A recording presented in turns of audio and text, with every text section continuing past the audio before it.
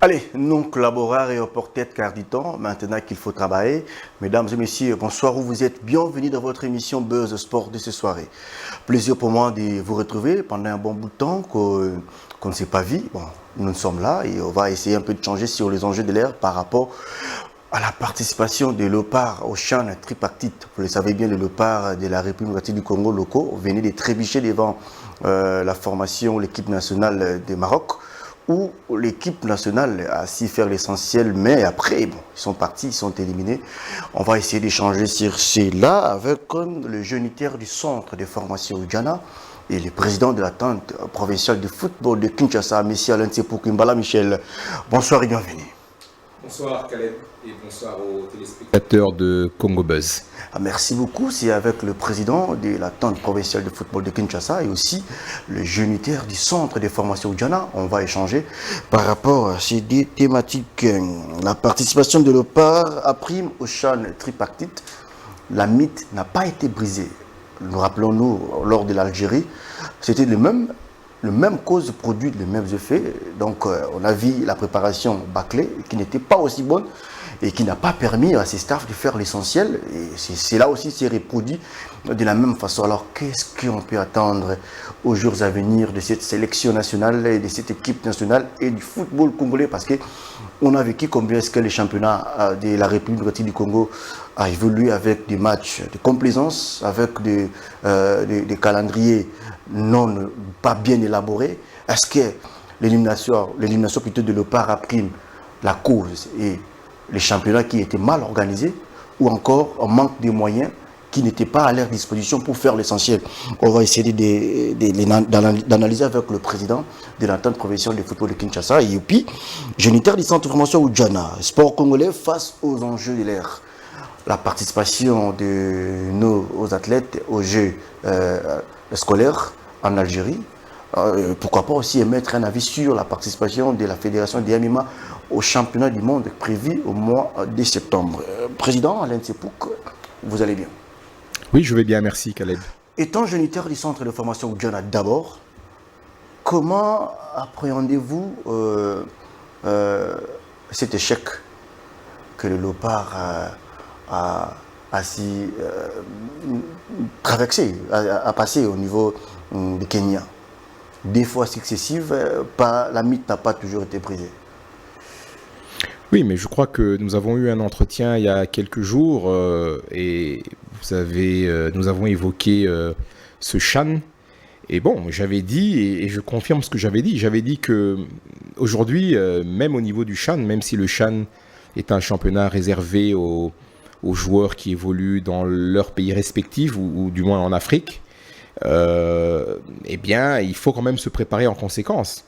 Et donc, j'avais dit que, au regard de la préparation que cette équipe des Léopards à prime a eue, au regard de la qualité, je dirais, de la préparation, il ne fallait pas s'attendre à des bonnes performances. Et puis, j'avais dit aussi que la RDC est le pays des miracles et que néanmoins, malgré la préparation boiteuse, on va dire, tout était possible. On aurait quand même pu atteindre les quarts de finale, les demi-finales. Pourquoi pas gagner? Parce que, comme je disais la fois passée, voilà, les athlètes congolais, ou plutôt la jeunesse congolaise, ou le Congo en général, est un pays où on retrouve énormément de talent dans tous les domaines. Hein. Donc, et le sport, le football en particulier, ne fait pas exception à cela.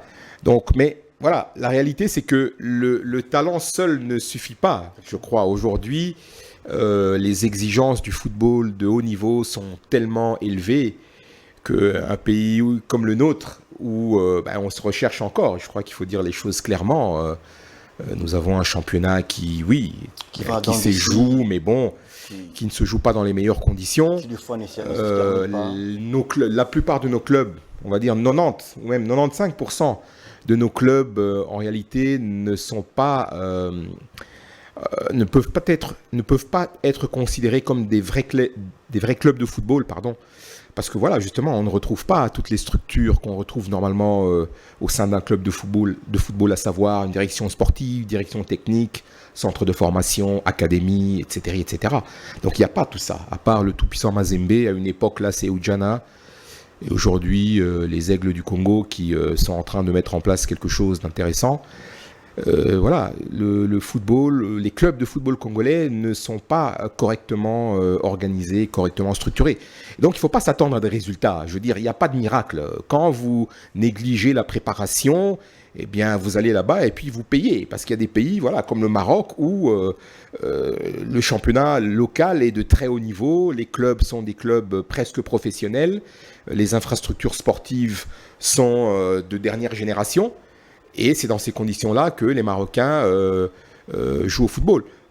D'autres pays, la Tanzanie, en Afrique, commencent aussi à emboîter le pas. Et voilà, donc aujourd'hui, le football ou le sport tel qu'il se pratique et tel qu'il est organisé dans notre pays ne peut pas nous faire espérer de beaux jours. Donc voilà, je l'ai toujours dit et je le répète, il n'y a pas de politique sportive et jusque-là, il n'y avait même pas de politique au niveau de la fédération. Donc ce qui s'est passé est tout à fait normal à mon avis. Perdre face au Kenya, comment vous l'avez appréhendé? L'équipe kenyenne qui, des fois, on a vu la dernière sortie de l'équipe kenyenne, c'était le Gor Mahia face au dernier club Montana Pembe au stade de Marty, où il avait perdu devant cette formation du DSMP, et voir le Kenya qui s'organise et qui a remporté, qui s'est même qualifié à la deuxième phase pour une première fois de l'histoire. Le Kenya, on peut parler de l'éveil du football africain.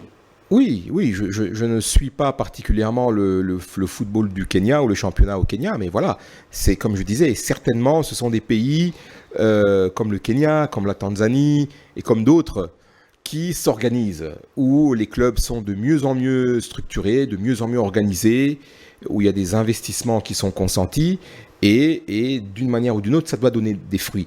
Ça doit porter des fruits. Chez nous, ce n'est pas le cas. Chez nous, ce n'est pas le cas. On évoquait la dernière fois avec vous le cas de l'AS Vita Club, le Daring Club Motema Pembe, l'OC Renaissance, Sa Majesté Sangabalende, l'AS Bantou, l'AS Bilima Dragon qui a disparu, etc. etc. Le Football Club, les Stars et tous les grands clubs qu'il y a eu dans ce pays. Mais voilà, aujourd'hui... Après, vous m'aviez posé la question par rapport aux 65 ans d'indépendance. Après 65 ans d'indépendance, voilà, nous ne sommes nulle part. Nous ne sommes nulle part. Les infrastructures sportives héritées du père Raphaël de Laquétule, le fameux Tata Raphaël, elles sont ce qu'elles sont. Il y a de nouvelles infrastructures qui ont été construites. On a logé dernièrement... les gens qui avaient subi des pertes avec les inondations, on les a logés au stade Tata Raphaël, si je ne me trompe pas. Voilà, aujourd'hui, les infrastructures ont été libérées de la présence de ces personnes qui, heureusement, ont été accueillies là-bas. Mais dans quel état? Donc voilà, en ce qui concerne... je l'ai dit, mais parce que c'est très grave, je crois qu'il faut le répéter. En ce qui concerne le fameux village des athlètes qui avait été construit, dont les travaux avaient démarré au stade Tata Raphaël dans le cadre des Jeux de la francophonie. Voilà, c'était un grand chantier qui a été abandonné, pratiquement 1620 logements en matériaux préfabriqués, des containers superposés l'un sur l'autre. Les travaux ne sont pas terminés. Les stades municipaux, qui depuis 2010, dans le cadre du projet Prostam, ont été rénovés, réhabilités, ce n'est pas fini. Les entreprises, donc 15 ans après. Donc, qu'est-ce que vous voulez que je vous dise, Caleb? L'avenir ne nous fait rien entrevoir de bon. C'est ça la réalité. Élimination de Léopard lors de la chaîne tripartite, à qui revient la faute? Manque de préparation, le championnat qui s'est joué dans des scies avec des matchs de complaisance. Et aujourd'hui, ça a payé cash. Oui, la faute revient à tout le monde parce que les conditions n'étaient pas réunies pour que ces léopards A' aillent là-bas et fassent de bonnes prestations. Vous l'avez dit vous-même, le championnat se joue, mais il ne se joue pas dans de très bonnes conditions, à savoir, vous n'avez pas suffisamment de matchs ou alors des matchs qui se jouent avec une régularité telle qu'elle permette aux joueurs d'emmagasiner réellement du temps de jeu et d'être réellement compétitif. Donc ça, c'est déjà un problème. Malgré que la Lina Foot, ces dernières années, s'est stabilisée, c'est mieux que par le passé, mais ce n'est pas encore ça. Donc vous avez ça, vous avez la préparation qui a été bâclée, vous avez beaucoup de choses. L'environnement qui, d'une manière générale, l'environnement de notre football qui n'est pas conforme à ce qu'il devrait être pour un pays comme le Congo, mais qui est plutôt conforme à la non-politique sportive, à l'absence, à mon sens, à l'absence de vision pour le sport, pour la jeunesse. Donc voilà, ce qui se passe est tout à fait normal. 2009, Léopard champion de la CHAN. 2016, Léopard champion. Est-ce que si on pouvait revenir sur la préparation en 2016, pas en 2009, parce qu'en 2009, on a vu comment est-ce que les choses se sont déroulées. Il y avait un bon championnat, et les championnats s'est joué d'une manière régulière. Et en 2016, ça n'est de même. Mais en 2000, lors de la récente sortie des Léopards, savoir 2025 et 2022, ça pose vraiment problème. Et l'avenir reste sombre pour le football congolais. Est-ce que peut-on nous y attendre à un changement aux jours à venir pour le football congolais? Parce que là, la situation reste vraiment très diabatique. Dans les conditions actuelles, on ne peut s'attendre à aucun changement. Mais vous avez parlé du CHAN 2009, 2016, et puis vous avez dit 2022, on a été éliminé. Oui, en Algérie. En Algérie, et maintenant 2025. Mais je vous rappelle, Khaled, que ça fait 5 ans, je crois, 5 saisons, que le championnat de la Lina Foot se termine dans des conditions rocambolesques, je dirais. Tantôt, le championnat démarre. L'État s'était engagé à prendre en charge le transport des équipes, et puis ça s'est fait pendant quelques mois, puis ça s'est arrêté, et puis la saison d'après, il y avait un autre problème. Ça fait 4 ou 5 saisons que notre championnat de la Lina Foot, donc notre championnat du plus haut niveau, se joue dans des conditions très difficiles, se joue très mal. Donc cette élimination des Léopards à prime, mais elle n'est que le reflet de notre football, parce que ces gens-là jouent pour la plupart dans Vita, Dering, Lupopo, Mazembe, etc., etc. Mais, encore une fois, quel est le niveau de ce championnat? Je veux dire, même si le championnat se joue de manière plus régulière ces 2 dernières années, vous n'avez pas, comme, je suis obligé malgré moi d'en parler, vous n'avez pas comme à l'EPF Kin des clubs qui jouent tous les 7 jours. Et c'est ça qui assure la compétitivité. C'est ça, avec évidemment tout le reste, les entraînements, l'organisation des clubs, etc. Mais vous avez aujourd'hui, et c'est une réalité, je crois, des joueurs de l'EPF Kin qui, à mon sens, sont plus compétitifs que les joueurs de la Lina Foot. Parce que, encore une fois, voilà, le championnat de l'EPF Kin, pas parce que je suis le président, non.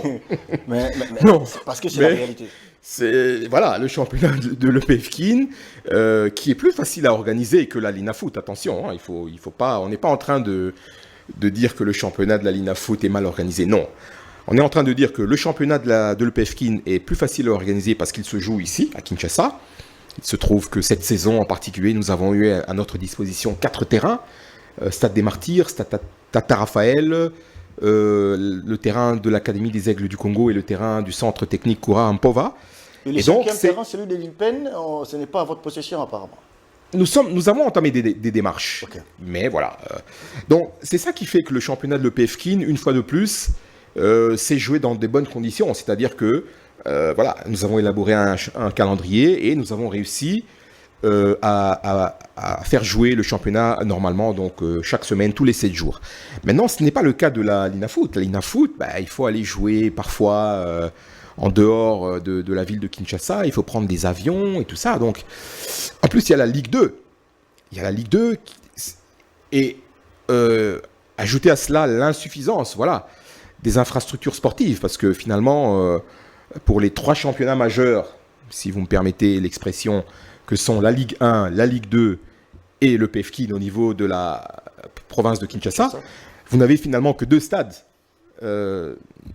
Martyrs et Stade Tata Raphaël. Or, vous avez une Ligue 1 avec 20 équipes, je crois, pour la poule Ouest. Oui.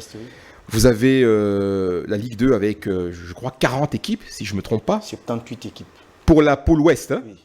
78 équipes. Et vous avez le PF Kin avec 40 équipes. Donc, Donc 3 championnats, entre 150 et 200 équipes, je sais, j'ai pas fait le calcul, mais comment voulez-vous organiser cela correctement? C'est la raison pour laquelle, voilà, nous on est obligés, nous EPF Kids, on est obligés de jouer le lundi et le mardi matin. Et donc avec tout ce que ça comporte comme conséquences en termes d'absence de partenariat, de sponsoring, etc., absence de visibilité. Donc voilà, les conditions ne sont pas bonnes. Ceux qui nous dirigent doivent comprendre absolument que le développement des infrastructures sportives doit aller en parallèle avec la croissance démographique. Okay. On est à Kinshasa, il y a 20 millions d'habitants, hein, c'est pas de la blague, hein, Caleb. Si vous voulez encadrer correctement ces 20 millions d'habitants, dont 75 ou 80% ont moins de 30 ans, c'est-à-dire des jeunes, la jeunesse, mais vous devez sérieusement vous mettre autour d'une table et commencer à réfléchir, mais avec beaucoup de sérieux. Et non pas, comment dirais-je, attendre toujours que le problème soit posé. Quand on est au pied du mur, alors on prend des décisions comme ça qui ne portent pas de fruits finalement. Moi, j'ai toujours dit, et je le répète, il n'y a pas de politique sportive. Il n'y a pas une politique sportive pensée, réfléchie par rapport à la RDC, par rapport aux 120 millions d'habitants de la République démocratique du Congo. En 2050, ça veut dire dans 25 ans, on sera près de 150 millions d'habitants. Donc ce n'est pas de la blague, la République démocratique du Congo.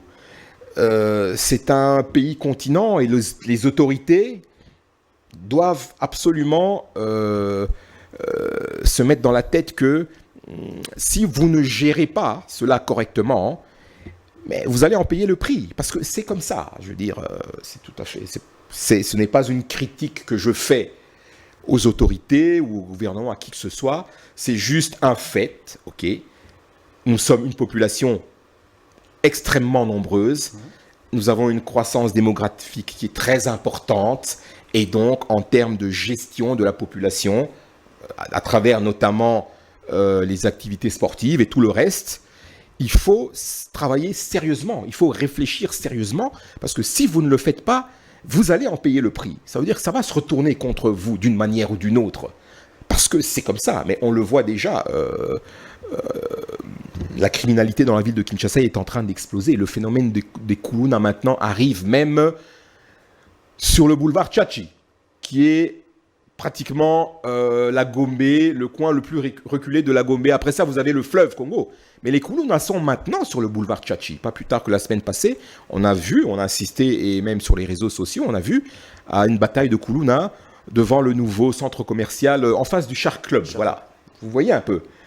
Donc, c'est ça la réalité. Il ne faut pas croire que l'absence de gestion, l'absence d'organisation n'aura pas de conséquences. Non, les conséquences, elles sont déjà là. Et elles vont s'aggraver si rien n'est fait. Donc, encore une fois, j'invite nos autorités à prendre à bras le corps ce problème de développement des activités sportives, ce problème de développement des infrastructures sportives. Et ça va nous permettre, pour revenir un peu au CHAN, d'avoir des championnats avec des clubs plus performants, des championnats avec des joueurs plus compétitifs. Et quand on ira au CHAN, comme on l'a fait en 2009 et en 2016, eh bien, on pourra atteindre les quarts, les demi-finales, pourquoi pas gagner. Alors, puisque nous parlons de cette chaîne tripartite, réaction des capitaines des Léopards, Michel Mika, après leur défaite face à la formation du Maroc, de suivre ça, et puis on va revenir pour décortiquer les mots de Michel et Mika, les capitaines des Léopards. Suivez. Parce que la bandée équipe nationale depuis 2012, l'équipe nationale les aura à porter. L'équipe nationale est la catégorie 9. À chaque fois, la catégorie 9 va préparer Bandara, ma va préparer Bandara la retard. L'équipe nationale est à athée. L'équipe nationale est la catégorie 9. Puis on se faut profiter dans la monnaie, on a tout le préparation bien. L'équipe nationale est à athée. La équipe nationale depuis 2011. À chaque fois, la difficulté, ça va pour voyager dans ma tête, rassemblement dans ma tête, pas jeune joueur bazar, bon joueur bazar. Malgré que nous sommes tous à foutre, mais pour aider la jeunesse, bato nyonso équipe nationale eza na équipe A te ke makambo nyonso mpe bandaka souffrance eza awa makasi préférence bandaka na retard bazoki mpe bajoueur bien équipe nationale eza A te équipe nationale ya catégorie nyonso quelque soit bajoueur baza awa ata mpo baprofite mpo baza babon joueur malgré baza na pays mais fo baprofite mpona sélection Entre la discrimination et l'échec, qu'est-ce qui règne? Tantôt, les joueurs regrettent la façon dont ils sont traités. Déjà, sur le plan moral, ça peut prendre l'ascenseur. Tantôt, le bus de léopard, lors de leur voyage, a été détruit. Donc, le moteur ne marchait pas. Ils ont voyagé dans des conditions un peu plus néfastes. Lors de la préparation, ici, au capital, on a vu, il y a eu des jours que cette sélection n'ont pas fait les entraînements parce qu'il n'y a pas le bus. Des fois même, il n'y a pas à manger. Donc on se pose la question, est-ce qu'on peut parler de la discrimination de cette sélection? Parce qu'il n'y a pas seulement les A' qui pleurent, il y a eu le léopard d'âme.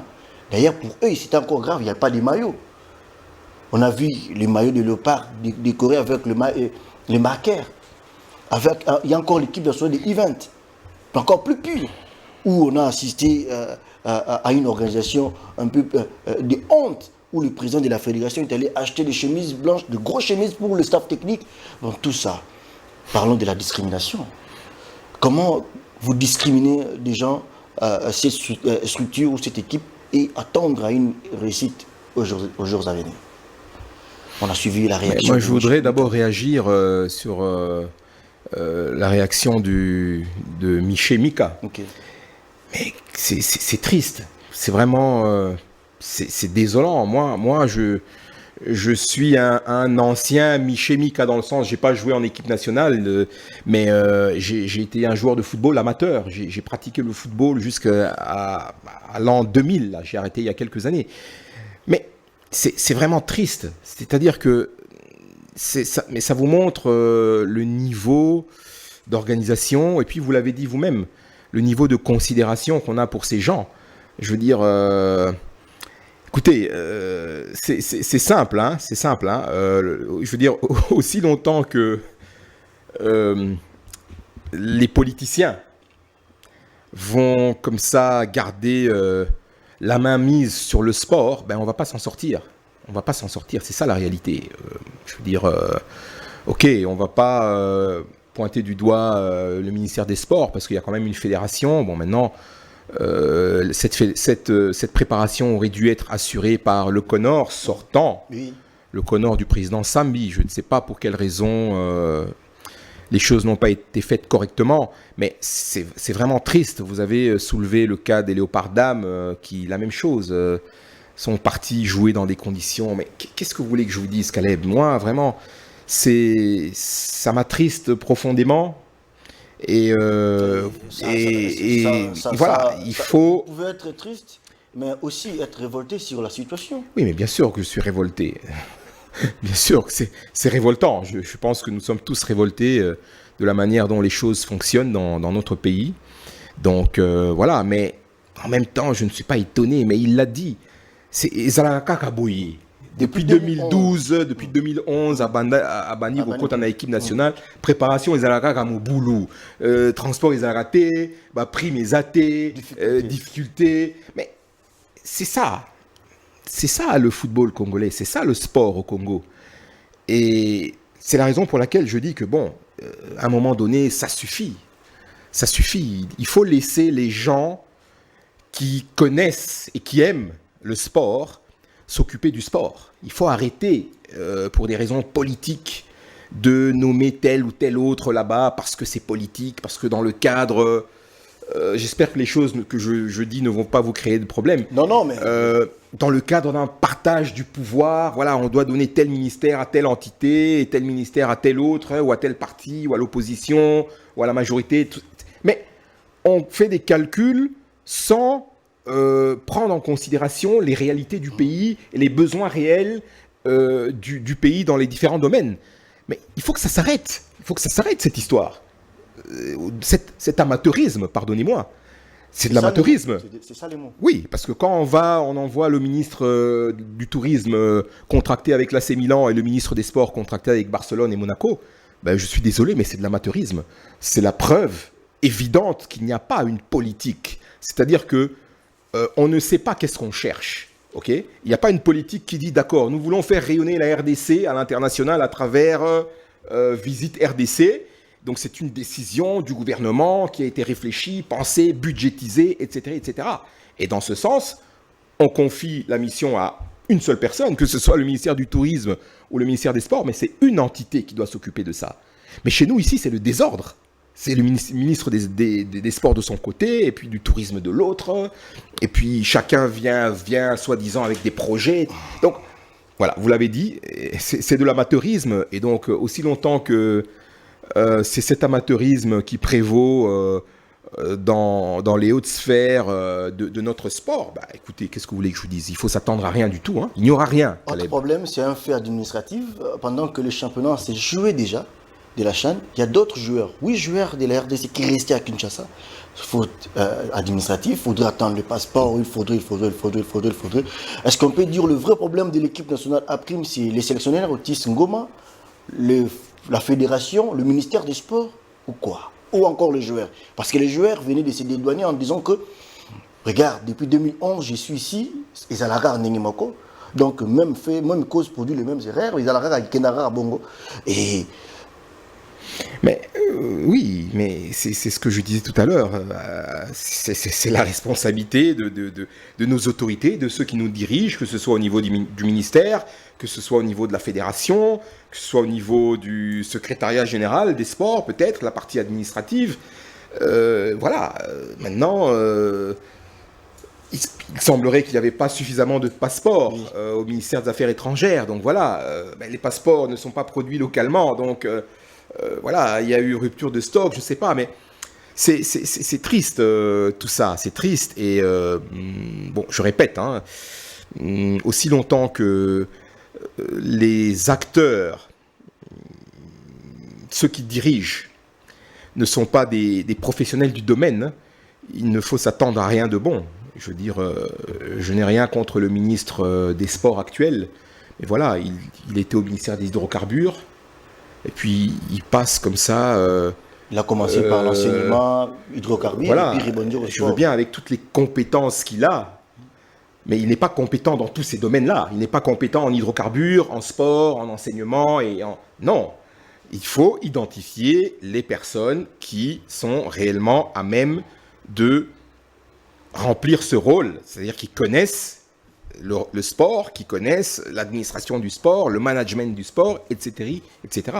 Aussi longtemps qu'on n'a pas ça, aussi longtemps où, pardonnez-moi de me répéter, c'est la politique qui décide, eh bien, il n'y aura rien, Caleb. La crise au championnat peut aussi être un des moyens qui n'a pas permis, parce qu'à un moment, les sélectionneurs parlaient de la compétitivité qui n'est pas... Oui, mais on en a parlé, de la compétitivité. Oui, mais face à cela, quel avenir pour le football congolais? Parce qu'on doit encore recommencer avec les mêmes personnes qui ont dirigé tantôt au mal la Linafoot, avec des calendriers taillés sur mesure, des calendriers des poches, et avec des sentiments pour eux, ce qui les plaise plutôt. Et après, on va recommencer encore avec eux.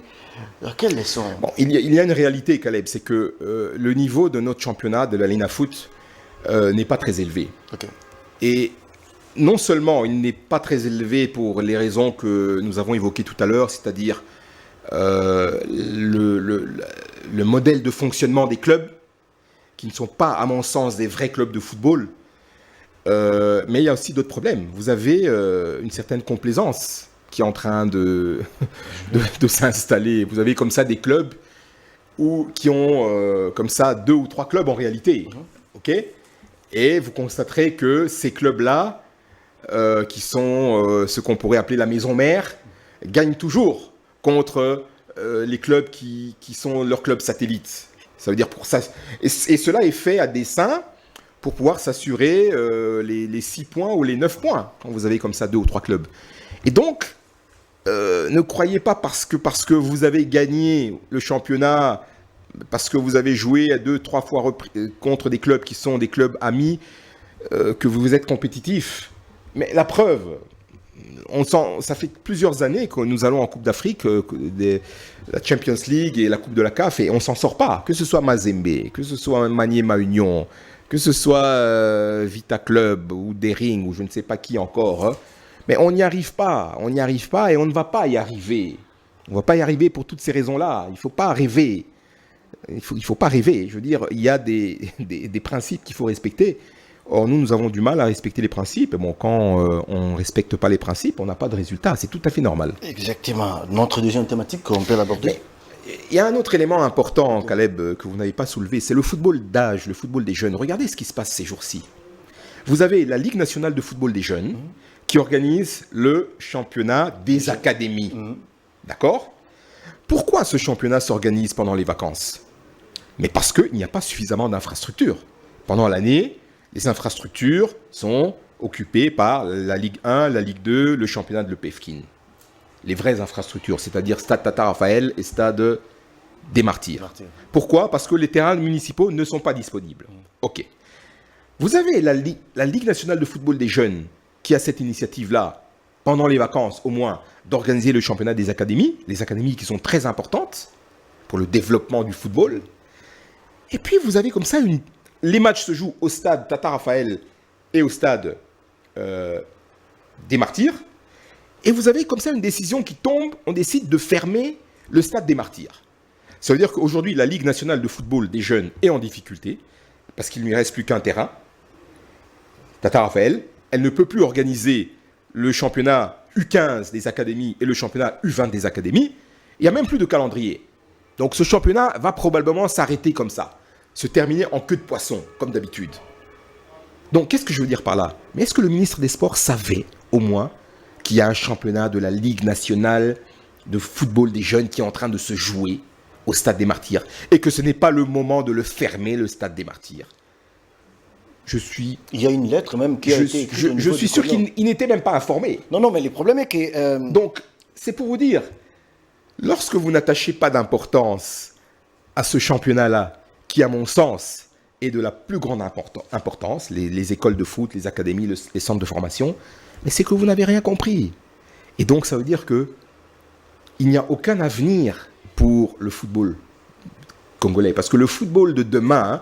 les joueurs de demain, de Vita, Dering, Mazembe, tout ça. Mais ce sont ces jeunes-là qui sont dans ces académies aujourd'hui, les U15, les U17, les U20. Alors, pendant les vacances, c'est la seule période où il peut jouer, et puis vous décidez de fermer le stade, et comme ça, le championnat s'arrête comme ça. Donc, c'est fini.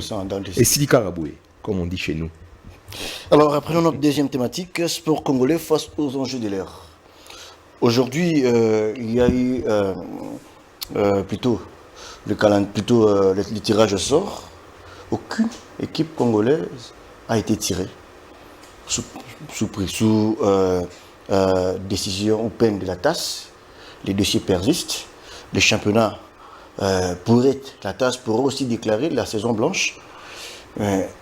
Face à ces situations, étant un sportif avéré, comment vous le jugez à votre niveau ?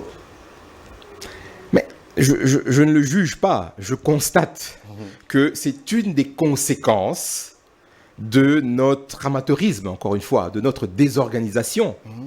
C'est-à-dire que pour les mêmes raisons, le championnat n'a pas été jusqu'à son terme.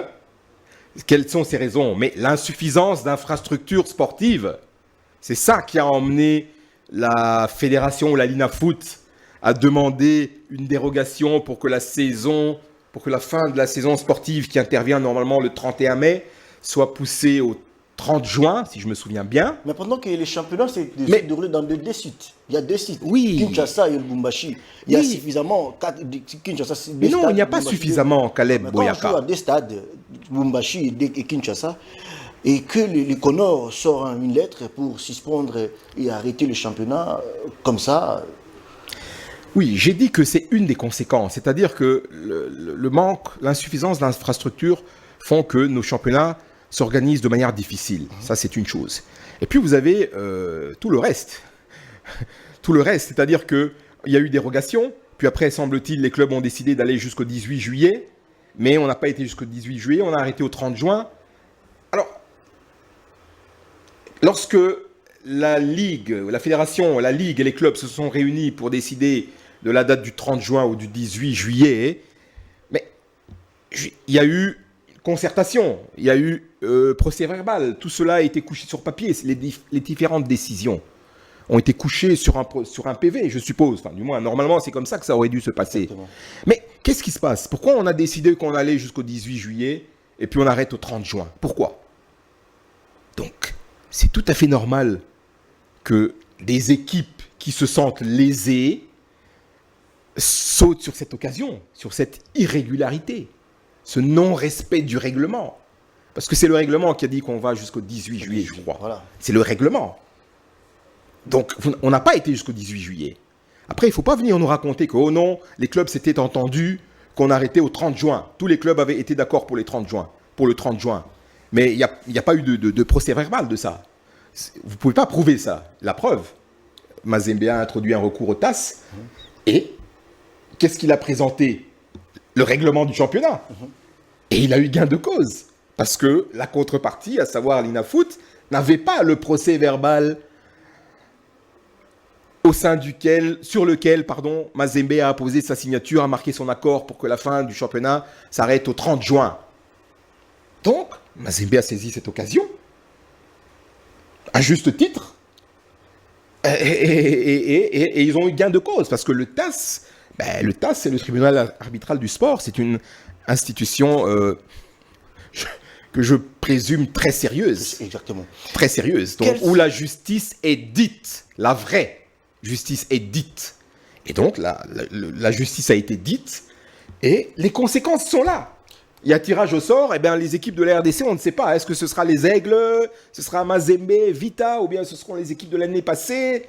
Donc on est dans l'incertitude. Quelle serait votre réaction aujourd'hui? On se réveille un bon matin, on déclare la saison blanche et on suspend la Fédération congolaise de football face à ces situations. Sans oublier que le compte de la Fédération jusqu'à présent est gelé. Pour d'autres raisons. Pour d'autres raisons encore avec Oneil. Et le BIS qui est censé de remporter ou de prendre le joueur à l'hôtel jusqu'au lieu d'entraînement, est toujours confisqué. Toujours confisqué, mais toute cette cacophonie qui engrange dans le milieu du football congolais, est-ce que vous serez surpris d'attendre cela? Non, je ne serai pas surpris. Maintenant, je ne sais pas, je ne suis pas suffisamment informé pour savoir quels sont les risques encourus par la fédération pour la manière dont ce problème ou ces dossiers ont été traités. Je ne sais pas qu'est-ce qui va se passer, mais si il faut déclarer une saison blanche, c'est triste, parce que il y a des clubs et des présidents de clubs qui ont consenti à d'énormes sacrifices. J'ai été moi-même président de l'AC Ujana. Je sais ce que ça coûte de faire fonctionner un club de football. Donc, quand vous avez des clubs avec des présidents qui s'organisent pour encadrer la jeunesse, d'une part, pour participer à des championnats dans l'espoir d'atteindre les 3 ou les 4 premières places pour pouvoir jouer les coupes d'Afrique, et puis la saison est déclarée blanche, c'est vraiment un coup de massue sur la tête de ces gens-là, de ces présidents de clubs-là, qui font tous ces efforts. Et donc, c'est vraiment très triste. Mais, encore une fois, ce n'est que la conséquence de notre amateurisme. Permettez-moi de me répéter. Nous sommes des amateurs, Caleb. Nous sommes des amateurs, nous autres Congolais. Nous sommes des amateurs. Alors, il y a encore la participation de la Fédération de MMA au championnat du monde, prévu aux États-Unis. Étant sportif, un mot à placer face à ces athlètes qui se préparent, mais un jour se préparent. Et un bon matin, il se réveille, il voit de l'eau envahie aux salles des sports, pendant que les athlètes censés se préparer pour représenter les pays à la Coupe du Monde, au championnat du monde. Mais ça, un mot pour les encourager. Oui, bon, déjà, je suis agréablement surpris de savoir qu'il existe une fédération de MMA, qui est un sport de combat que je ne le suis pas particulièrement. Je regarde des fois comme ça à la télévision, donc je ne savais pas qu'il y a une fédération, c'est très bien. Je suppose qu'il y a des compétitions aussi de MMA ici chez nous, en RDC ou à Kinshasa. Provincial et tout. Ok, ben c'est très bien, c'est très bien. Peut-être que ce n'est pas suffisamment vulgarisé ou médiatisé par vous, parce que moi je n'étais pas informé et pourtant je suis les émissions de sport sur les différentes chaînes. Donc c'est très bien, c'est une bonne chose. Les Congolais sont des guerriers. Les Congolais sont des guerriers. C'est un de nos talents. C'est un des talents que nous avons, nous les Congolais. Nous sommes des guerriers. Regardez les Ilunga Makabu Junior, pardon. Makabu Junior, vous avez l'autre grand boxeur là, dont j'ai oublié le nom, le poids lourd. Le poids lourd Kadimanda et... Oui.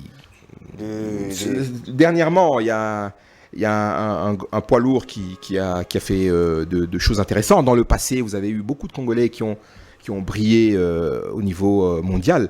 Donc, on est un pays de boxe aussi. On n'est pas seulement un pays de football. On est un pays qui produit énormément de boxeurs et de bons boxeurs, surtout. Alors, le MMA, évidemment, je vais dire que c'est un dérivé de la boxe, je crois.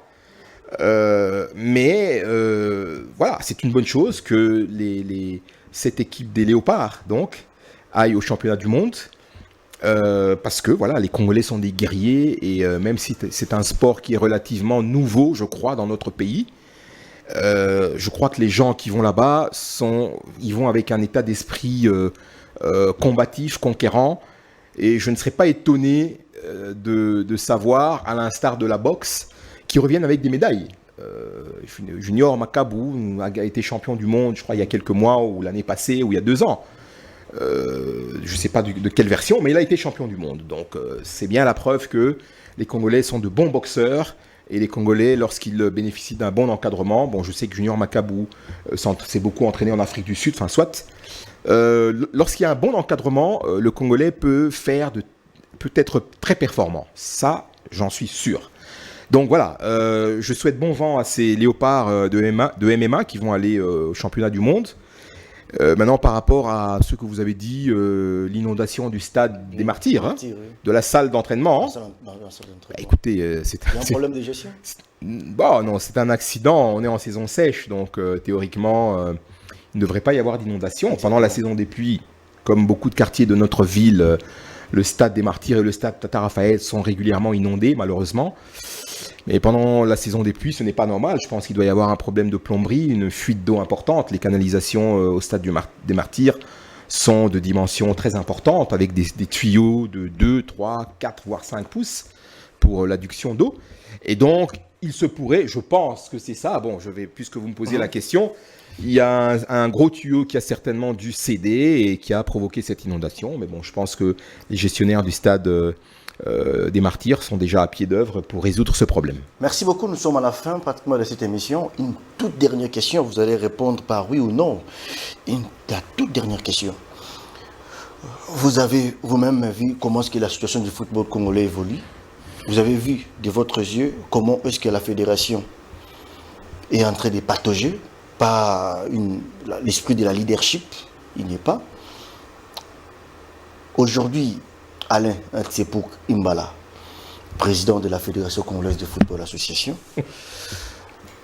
Aujourd'hui, la mouture, peut-être, je ne sais pas, peut-être je prophétise aussi, la mouture d'Alain Tsepuk Imbala passe à la Fédération congolaise de football. Quels sont les axes importants à toucher pour sauver cette fédération qui a perdu sa valeur depuis un temps? Bon, déjà, je dirais que les élections à la Fédération congolaise de football association ne sont plus, si je ne me trompe pas, à l'ordre du jour. Il me semble qu'à cause des problèmes que nous avons, le blocage du compte en banque... voilà, il me semble que on a avancé ces arguments-là pour motiver le report sine die des élections à la fédération. Donc ça, c'est la première chose. Elles n'auront pas lieu de toute façon, les élections, pour le moment. Donc le problème ne se pose pas. Si elles ont lieu demain, Alain Tsepuk n'est pas tête de liste d'une mouture. C'est vrai que j'ai été contacté par un candidat président qui m'a fait l'honneur et le privilège de m'inclure dans sa liste, dans sa mouture. Donc je suis dans une liste, mais je ne suis pas candidat président à la Fédération si votre mouture passe congolaise de football.